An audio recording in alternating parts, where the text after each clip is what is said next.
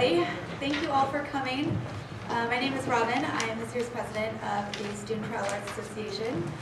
We are the student chapter of the SFTLA, the San Francisco Trial Lawyers Association, which is the plaintiff's bar here in San Francisco.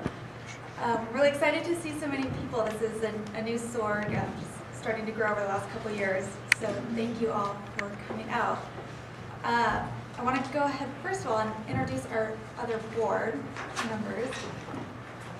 Hi everyone, I'm Natalie Lupo. I'm a 3L and I'm the Vice President of Outreach. If anyone has any questions about the club, you can talk to me after this meeting. You can email me, lupo@gmail.com. But this is such a fantastic student group to be a part of for so many different reasons, as you'll learn today. Hi, I'm Jacqueline. I'm the Vice President of Membership for STLA. I am a second-year law student, and I got involved last year with the Student Trial Lawyers Association and attended some of their panels and really loved it. It's a really awesome organization. I'm going to be passing around a sign-in sheet if you're interested in getting on their mailing list for our personal SORG. Sign up here, and we'll keep you in the loop on all the events and stuff like that we have coming up. So I'm going to start that on the 3 different rows. So I'm guessing most of you are here because of the fellowship, which I think we should get right into. I want to introduce Shahana Rahman. She is the head of the diversity committee for the SFTLA, and she's going to be explaining all about the fellowship, the process, their program. She is also, coincidentally, my boss.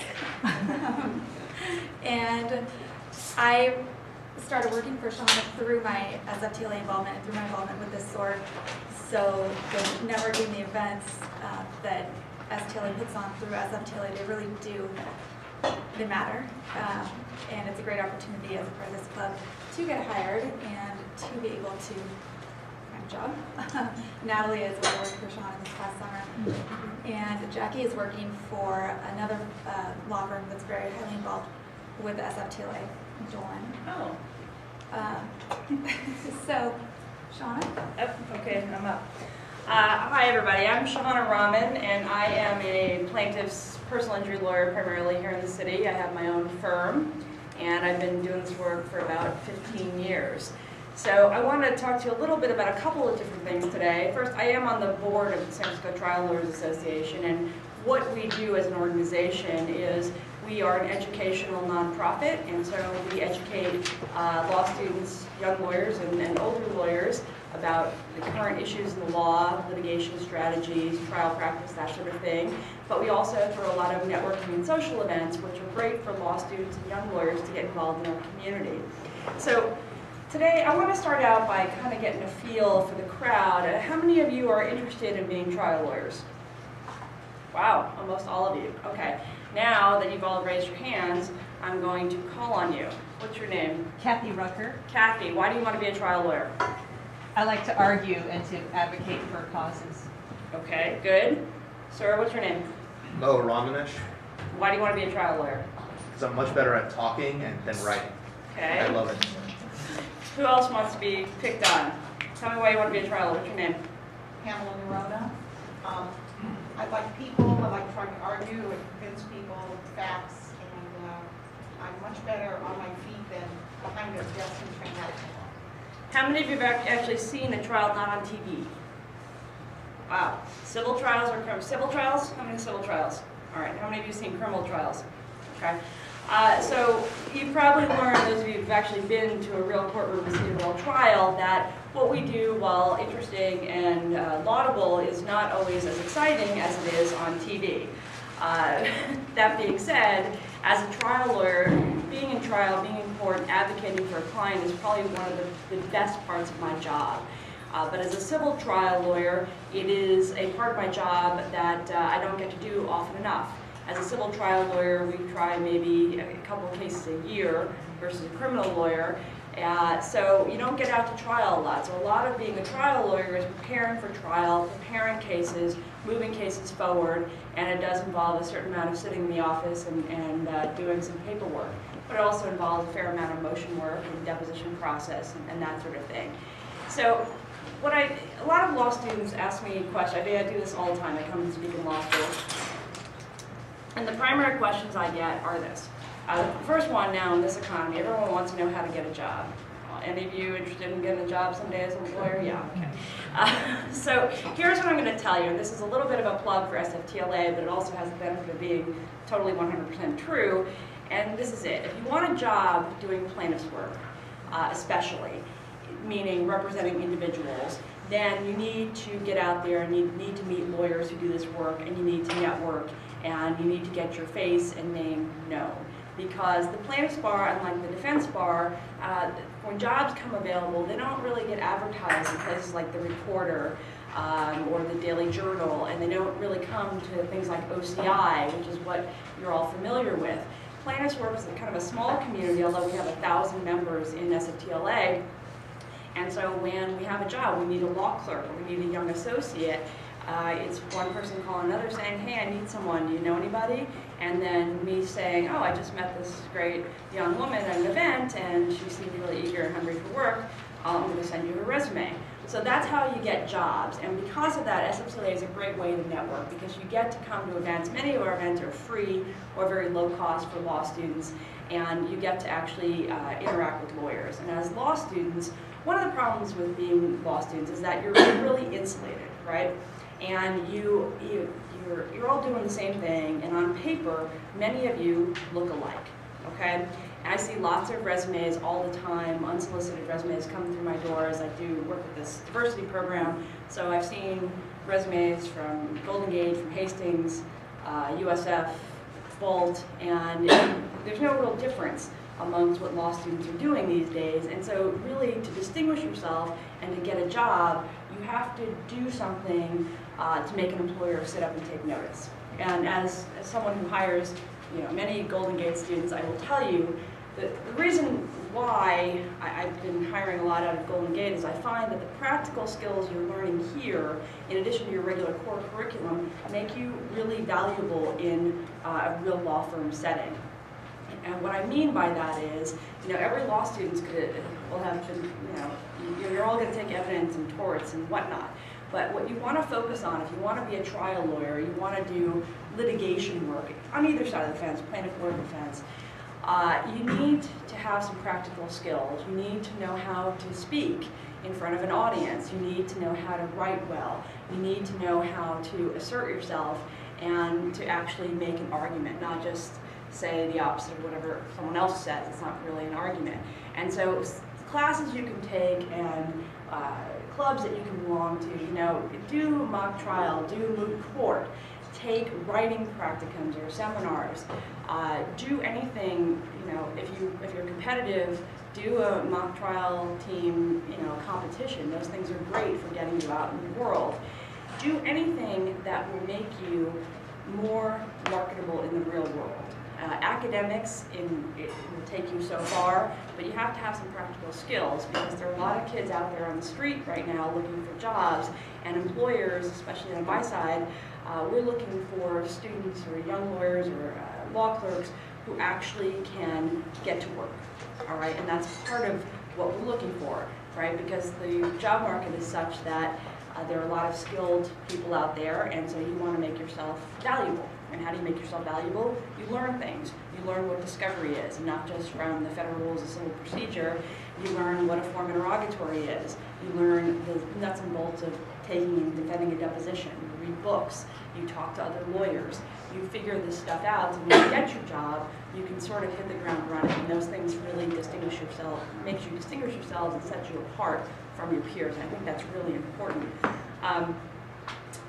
The other thing I will tell you about this economy and this job market is you may have the perfect job in mind, okay? And many law students, they come to law school with a certain idea of what they're going to do, and when they get out of law school, they're offered a job and they take a job, or they may have to take a job, where you're like, well, I don't really want to do this.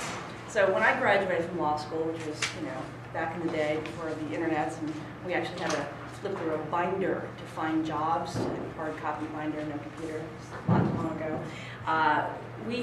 The job market was much like it is now.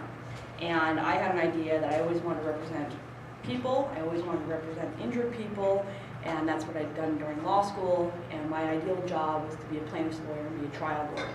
And unfortunately, there were none of those jobs, and I didn't know about SFTLA, and so I didn't know how to meet any of these folks.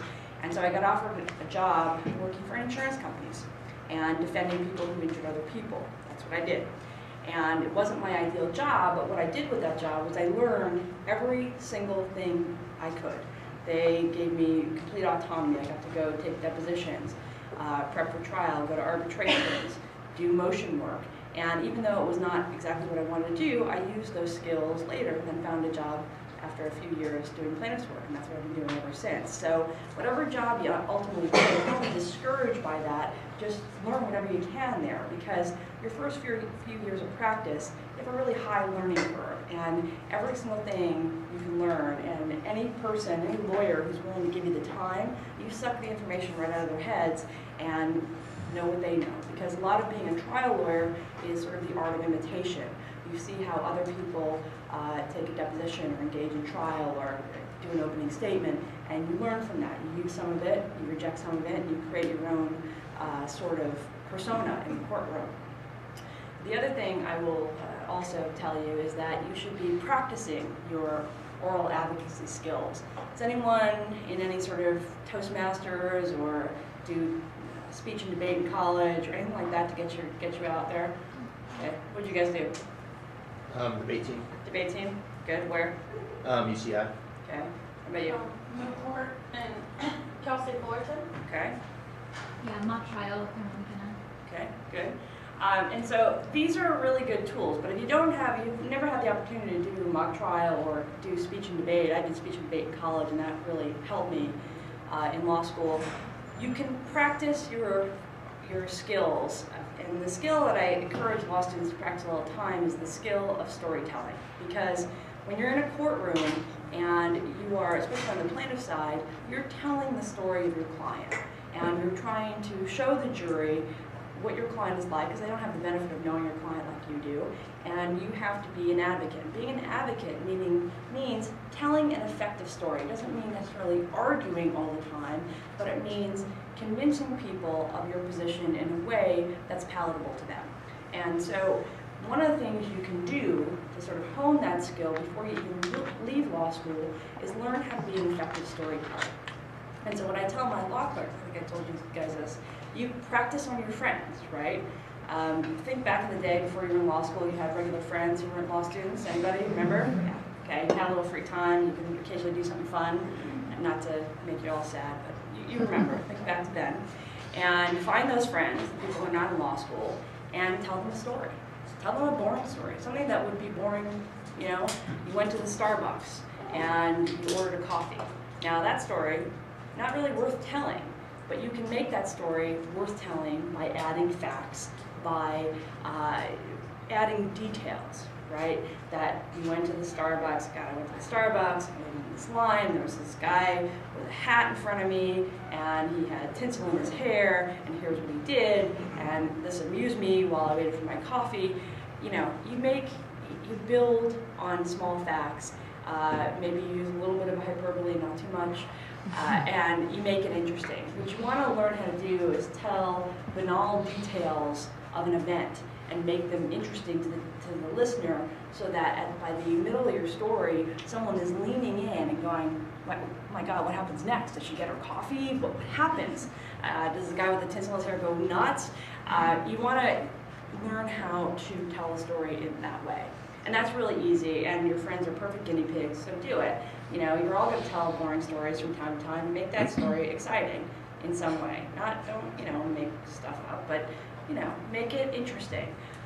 So that's something you should all be practicing to be trial lawyers. Does anyone have any questions about what it means to be a trial lawyer before I go into the next part about the diversity aspect of our fellowship? No one has any questions? Yeah? I actually, does the SFTLA, does that encompass both civil and criminal litigators? Yes. And if so, are the events with all of the attorneys, or are they tend to be separate?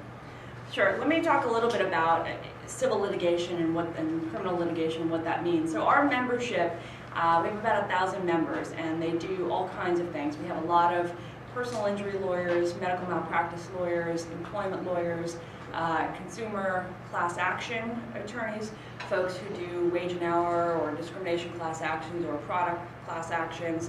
We also have some criminal attorneys who do criminal defense work. We have also some transactional lawyers or real estate, landlord-tenant lawyers and family lawyers, but primarily it is employment, med mal, personal injury. It's heavy on that end, but we do have a handful of criminal lawyers who attend our events. And all our events are joint, so it's not separate. We don't have sections for the different practice areas, for instance. But we do have a lot of educational events. We have put on seminars, and those can sometimes be broken up by topic areas. Sometimes we'll have a seminar on, wage and hour employment issues, or trial skills for putting on a medical malpractice case or something like that. Yep. So I go to events and you hear about the state cutting their judicial expenses Yep. and lighting their dockets. How does that affect trial attorneys?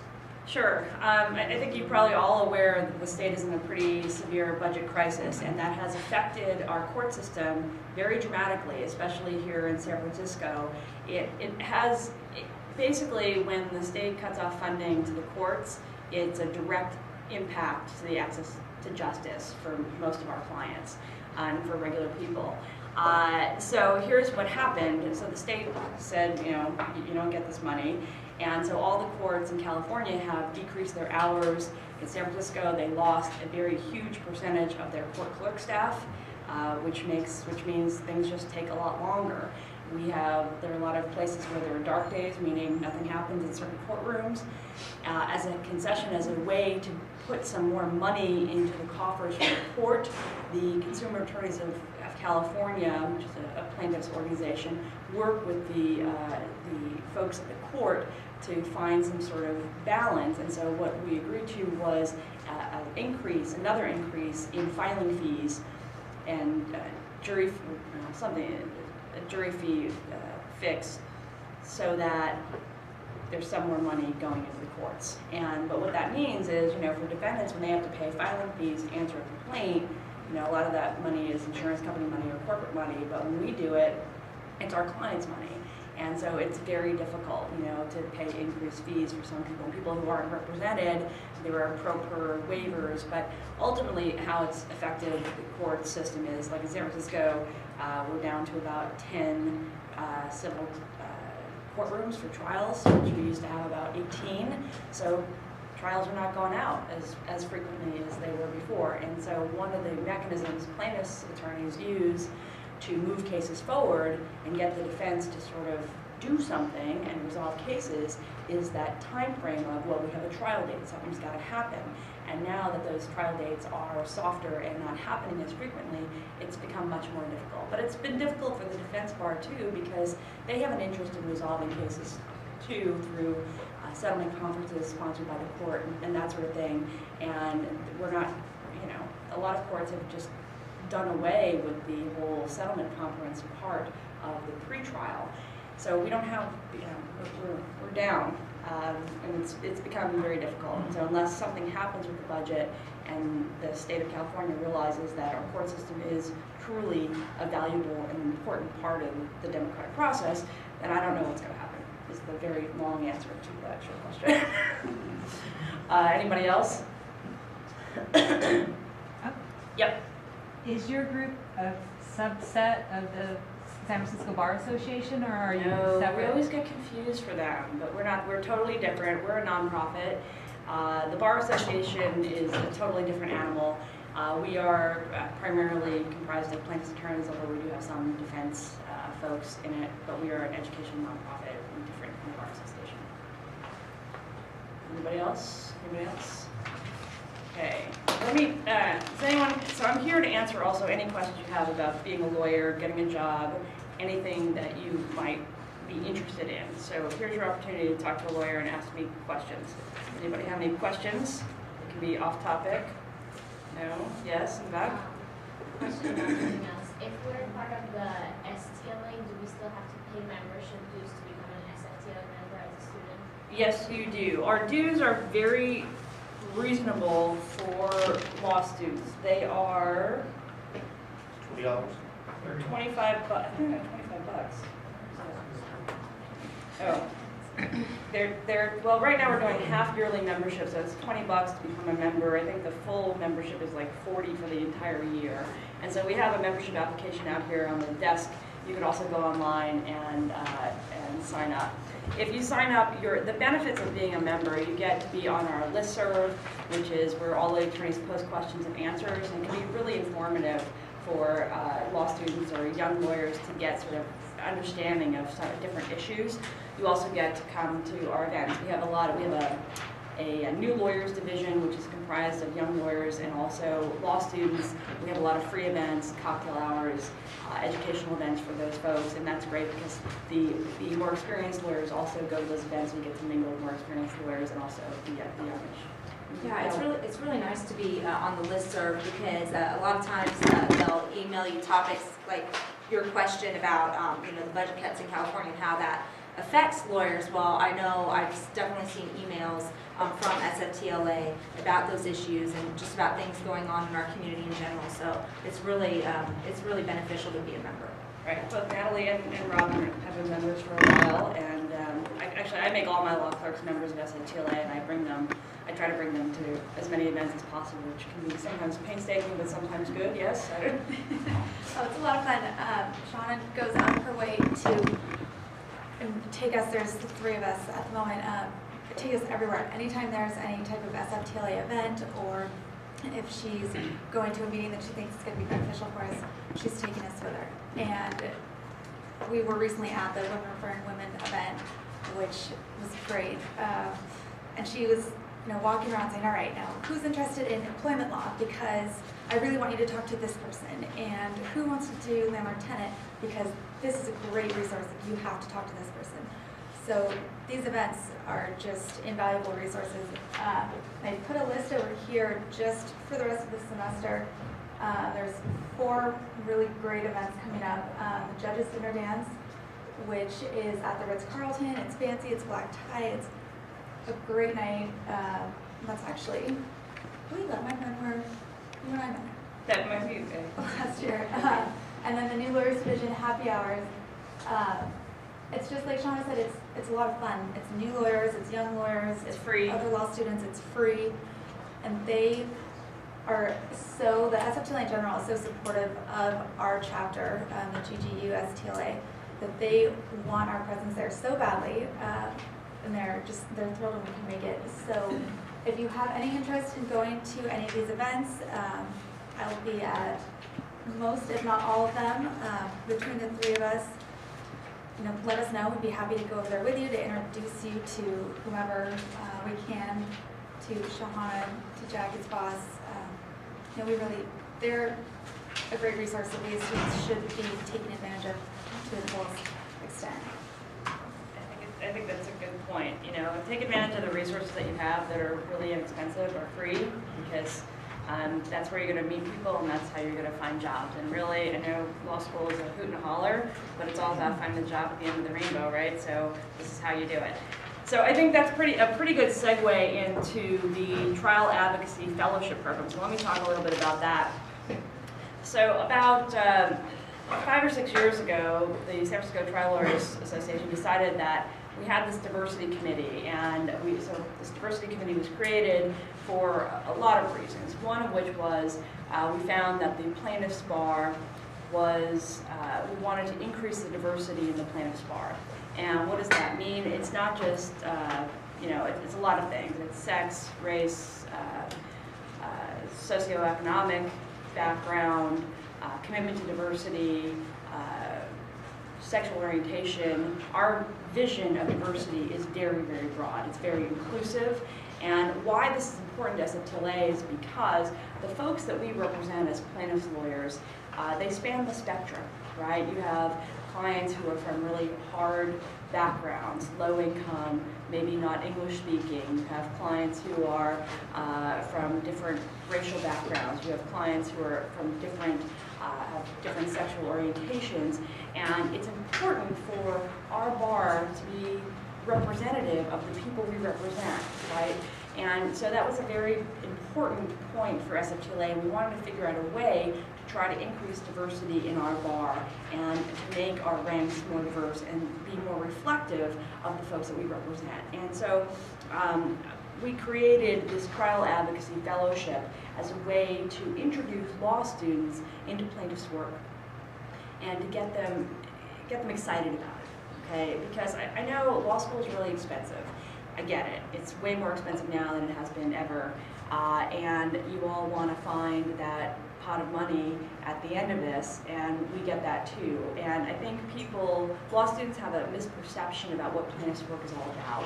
And people think about plaintiff's work as nonprofit work or pro bono work, and it's not that at all. What our members do, the areas that we practice in, it's a business just like any other area of law. And although when you start out, you're not going to be making the salaries you'd make at MoFo or Fenwick or someplace like that. There are no yachting excursions for your summer clerkship or whatever else they do. It's not like that. However, if you stick with it and you put in the time and the energy, then plaintiff's work can be a very lucrative and rewarding profession. So, and I think law students don't really have an understanding of that. So part of the fellowship was created to have law students understand what it is we do and bring them in, and also to look for diverse students who have some diversity or who have a commitment to diversity, which is important to us as well. And so the fellowship is really unique. This is the 6th year of the fellowship, and we choose 4 students from the various law schools, and they get a stipend of $6,000 for the summer, and they get placed, depending on what their interests are, in 3 different law firms through the summer, and they rotate. So we have the first 2 segments of the program are 4-week internships. The last one is 3 weeks. It's really interesting to the extent you're not staying with one law firm and you're not doing the same thing the whole time. Because what we found is that law students when you're second year, there may be many areas of law that you're interested in. You may be interested in employment work. You may be interested in medical malpractice or legal malpractice. You may be interested in appellate work or consumer class action work. And this allows you an opportunity to see 3 different practice areas during your fellowship. And so you get to kind of scope out what it is you like and what you don't like. And that's really the unique aspect of it. The other thing that makes it really unique is that instead of coming into a law firm for the summer and being sort of placed in the corner and given a bunch of documents to review or discovery to look at or whatever big firms have young law students do, you're doing hands-on work. And not only that, the firms you're placed at are some of the best law firms in the city, and you get paired with mentors. There'll be the principal of the firm or someone very senior in the firm and also a younger lawyer to guide you. And so you get to shadow some of the best trial lawyers that we have in our organization. And so our fellows have done a wide range of things. We've had many fellows go to trial, not just go to trial, but participate actively in trial by doing motions in limine, watching or helping prepare witnesses, sitting through trial, getting documents ready, giving input during voir dire or jury selection. We've had all of our students get to go to a mediation during the course of the summer, sit through depositions, preparation of clients for depositions, all those kinds of things. And in addition, you get to sit with a trial lawyer who's been doing this work for a long time and ask questions. Why did you just do that? Why did your client say this? Or what's this case about? Or how do we prove liability in this case? And you sort of have unfettered access to these trial lawyers. So you don't really get that experience in a lot of law firms, and that's why this is sort of a tremendous ability. It gives you a tremendous opportunity to really get in there and see what it's like to do this work. Also, we also recognize the fact that law students at the end of a summer want to have something to take away with them.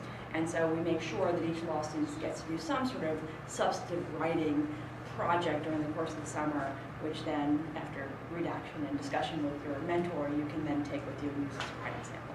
So those are aspects of the program that I think are really exciting. We've had many of our students have remained after graduating in the plaintiff's field. We've had probably, I want to say about 65 to 70% of our students have ended up with jobs within our community. Some of them as law students, some of them as lawyers after. Just a couple that I ran into at the event we were just at. who are young lawyers at local firms that they did their fellowships with. So it's really successful in terms of meeting people. Also, the firms that you're with during the course of the summer will take you to our events. They'll take you to SATL events, educational events, or cocktail parties, or whatever it is, so you'll get to mix and mingle. So it's a great opportunity to network, but it's also great to get some practical experience. And finally, it's a tremendous way for you to figure out if you really want to do trial work. So let me just talk a little bit about the specifics, because a lot of the questions that I always get are, how do I get accepted? Okay, how does it work? What do I have to do? What are the criteria we're looking for? And we have a website. On our website we have the application process. It's got the dates. It starts. The program goes from June. The application deadline is October 31st. The program goes from May 28th through August 9th, and you can submit an application online. We also on the website have a little blurb about what the fellowship entails, and we have some hard copies of that here. And so it's a pretty simple process. It's an application, which is a one-page form, a resume, you submit a resume, and a personal statement. And the personal statement is really important because that's kind of where we get a feel for what you are and what you do. People ask me all the time, how important are grades? To be honest, we look at grades, but they're not a huge factor in our determinations. We look more at your ability to write and reason, and what you have to say, why you want to do plaintiff's work, why you think you want to do plaintiff's work, why you want to be a trial lawyer, what makes you diverse, or what makes you, what drives your commitment to diversity, all those things, that's what we're looking for. What makes you you, not you as a law student, but you as a whole person as being a law student. I know being a law student is part of it, but we don't want the standard pat law student answers. Those things are not interesting to us. Not that you're not all unique, delicate snowflakes, but we're looking for something a little bit more. We want plaintiff's work is, it's hard work, and it requires a certain skill set and a certain personality, and so we're looking for personalities. We're looking to see how you are going to be as advocates, and that's a very different thing than doing transactional work. So I give a little bit of a speech about what it means to be a trial lawyer and what kind of skills are needed, and sometimes I've been told that speech is a little scary, so I'm trying to back off that a little bit. But here's the thumbnail sketch of it. To do this fellowship, we're looking for students who can be in a law firm and do law firm work. You don't need law firm work experience, but be able to follow instructions and look at examples of things and do work in real time. But because you're working in busy law firms with busy lawyers, you have to have the ability to speak up and say, hey, I see there's a mediation on calendar, I'd like to go to that. Or, hey, can we have 5 minutes? Can you explain this process that I just saw to me? Or whatever, or tell me how it is you got to be a trial lawyer. Anything like that. You need to be a little bit, not aggressive, but forceful, and you need to be energetic and go get what you want. The experience for the fellowship is only as good as you make it in a lot of senses, because if you sit quietly, you're going to be forgotten sometimes because things are busy. So we're looking for students who have sort of the will to go out there and get experience and get knowledge, and that's really important. It's also important as a lawyer. If you're going to be a trial lawyer, part of being a trial lawyer is, you're in adversarial situations pretty much every day, and if you're in trial, that's it's ramped up 100-fold. And that is not the usual state of the human condition to be in this adversarial process. So it means that you are, on any given day, you are sort of operating outside your usual, normal human's comfort zone.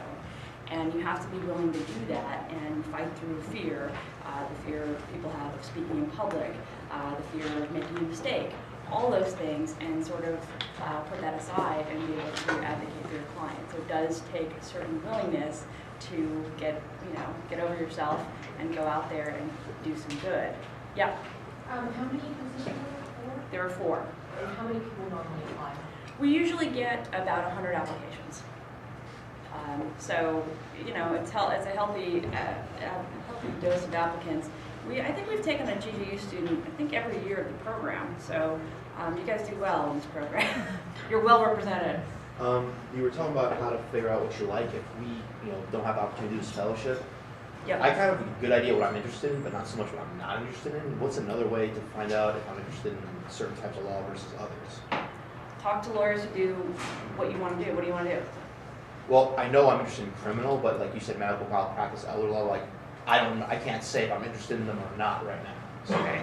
Well, I have some cards up there. You can call me and or you shoot me an email, and I'll send you some names of MedMal, elder abuse lawyers, whatever. And you call them up and you say, I met Shahana Rahman at this event, and she said I could call you for some advice. And I'm sorry, can you just repeat what type of law, you said you do plaintiff's work, but what type of plaintiff's PI. work? I do PI and plaintiff's legal malpractice. Personal injuries. I represent people get injured. Okay. Any other questions? Problems, pleas for mercy? No? Yes? All right.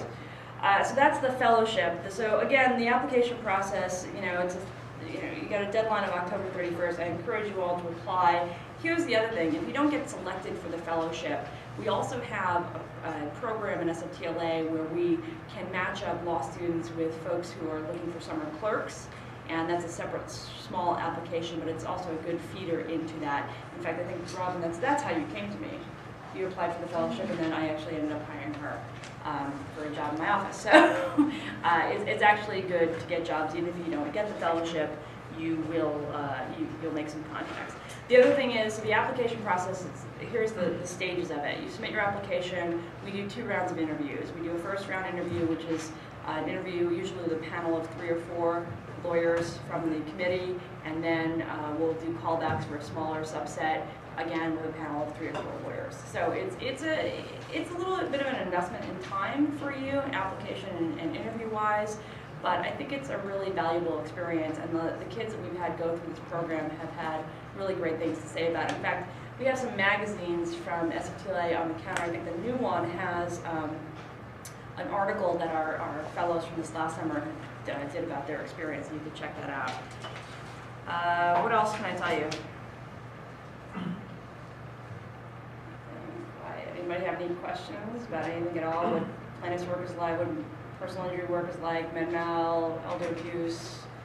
Yes? I have a question about the fellowship. So if we're a certified law student, does that affect the work that we would be able to do in a plaintiff's law firm? Would we be able to engage with clients in that kind of capacity, or is it different than what we get to do on the criminal side? On the criminal side, are you certified? Well, because I know on the criminal side you can make appearances before the court, but because you're actually representing clients or things. I've had certified law clerks before, and I will allow, I'll take them to a small hearing and let them do the hearing. They have to be supervised. So in the fellowship, all you have to do is get the mentor of the firm to sign off on your certification for that period of time, and you can, if there's an opportunity, you can still use that certification to go out to appearances. It's not as sexy as being a certified law student in a criminal context, but when I was a certified law student, I got to try a case, so that was exciting. It's crazy. But yeah, you'll still get that opportunity. Any other questions? Yeah. Among the membership for SFTLA on the criminal defense side, what types of cases? Is it predominantly white-collar crime, other areas? We have, we don't have a huge amount of criminal lawyers. We have, I don't really know how many. We have a handful of criminal defense lawyers, and they're doing everything from garden variety DUIs to white collar, so it kind of spans the spectrum. Actually, I would probably say 5% of our membership is criminal defense, maybe 10. Anybody else? Any other questions? How to get a job? How to be a lawyer? Anything? Yes. Any advice you have for, I guess, young women law students on how to, on professionalism or getting clients? Sure. I tend to hire a lot of young women law students and mentor a lot of young women, high school and college as well. And I will tell you this, there's a misperception out there that because 52% of law schools are comprised of women law students, that the world of law has some sort of equality to it. And that is not really the case depending on what you do. So in the trial world, being a trial lawyer, that world is still pretty male-dominated. Judges, mediators, and opposing counsel, people you're coming up against, and also, your colleagues. So it's kind of different. I tell women, law students, that you gotta work harder and make yourself heard. And I say this all the time. Men and women, you know, at your level, when you're presenting, when you come in for a job interview or you meet someone at a cocktail party, it is sometimes more difficult for women to be heard just by the physical limitations of, you know, differences that women have. I have a law clerk, Liz, who's, you know, about this big. She's a tiny little thing.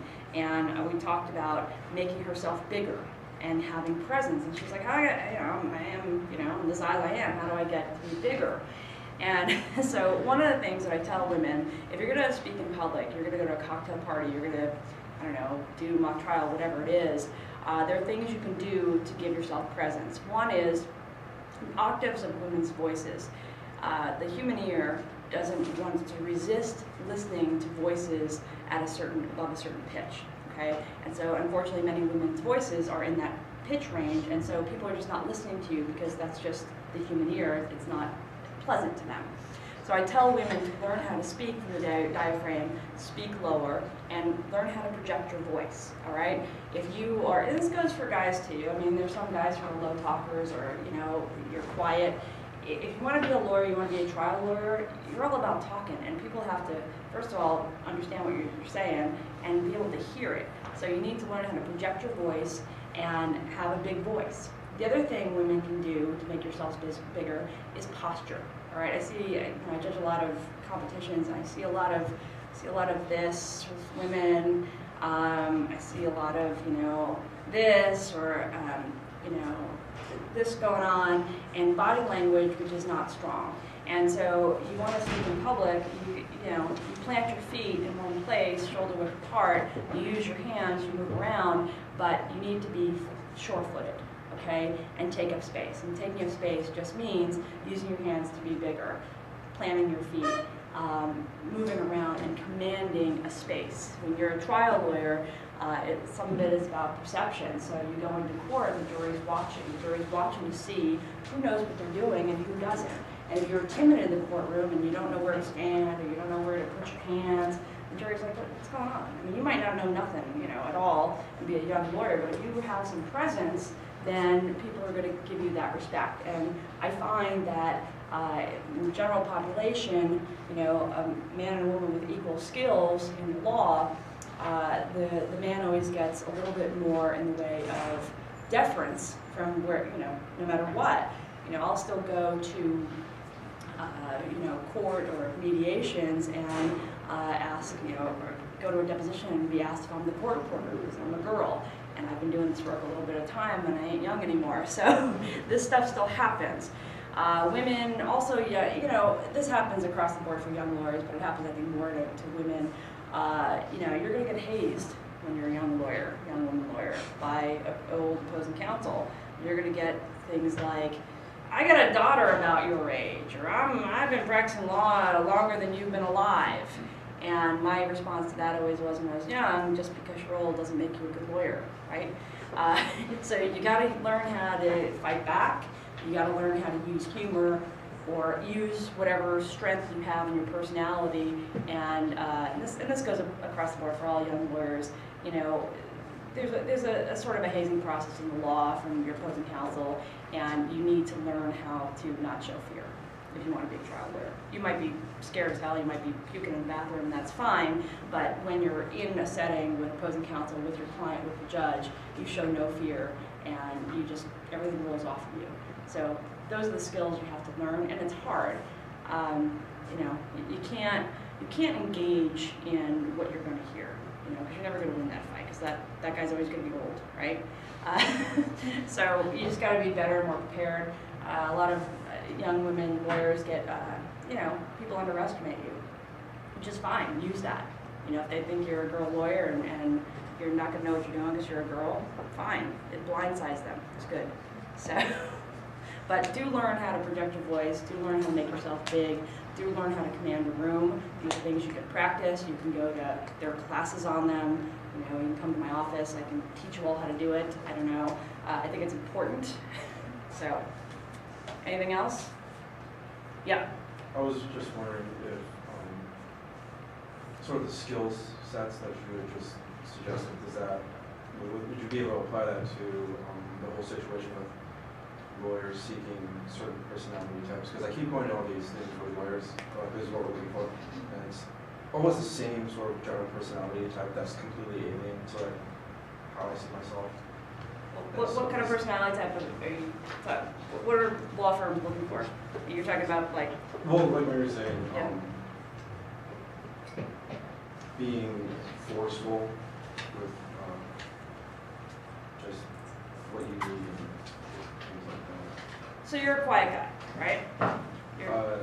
People are cool. Okay, so look, the one beautiful thing about being a plaintiff's lawyer is when I did defense work, you gotta fit into a mold, right? Everyone sort of had to be the same, it was very quiet, everyone was sort of regimented. Doing plaintiff's work is an opportunity to be yourself in whatever form that is. You can be, your best self or your worst self, hopefully your best self. You can be expressive, you can use your personality. No one's ever gonna tell you, God, that's too crazy, you can't do that, okay? But you have to, juries see through a facade, so you have to be yourself. So if yourself is not a big, loud guy, then you use what you have. If you're quiet, you can still make your point being quiet, but you still have to give off confidence in your quietness, right? I'm not a hugely loud, when I started out, I wasn't a hugely loud, big talker either. And so I remember one of the things I did in my first trial was I sat during part of my opening. And this is very non-conventional, but I did that because I have the ability to tell a story. Even though I was quiet in my telling, the fact that I sat made the jury, they were interested in my body position and listening to me having sort of like a quiet, across the fireplace chat.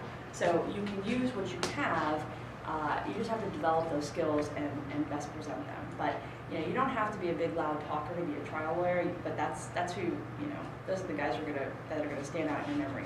The guy or gal who comes and talks your ear off about them. But there are a lot of exceptional trial lawyers who don't have that big personality.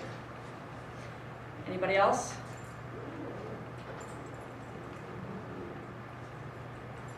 All right. Oh, Yep. do you have a lot of public sector attorneys in your group, like government? We don't, well, like part of the work that I do is I sue a lot of public entities for dangerous conditions of public property. So we have a couple of city attorneys who are part of our group, but primarily we don't know those folks. Everybody else? Any more questions? Fellowship, apply for the fellowship, join SFTLA. And I want to thank you guys for, Golden Gate has a great trial lawyer student chapter, and you guys are really active, and it's great that you put on cement. You have all these people here, and I want to thank you for inviting me to talk about my program. That's that. I have I had some cards. If anybody needs to get in contact with me, you can call Robin. I'm happy to answer any questions anybody has about anything. Thank you.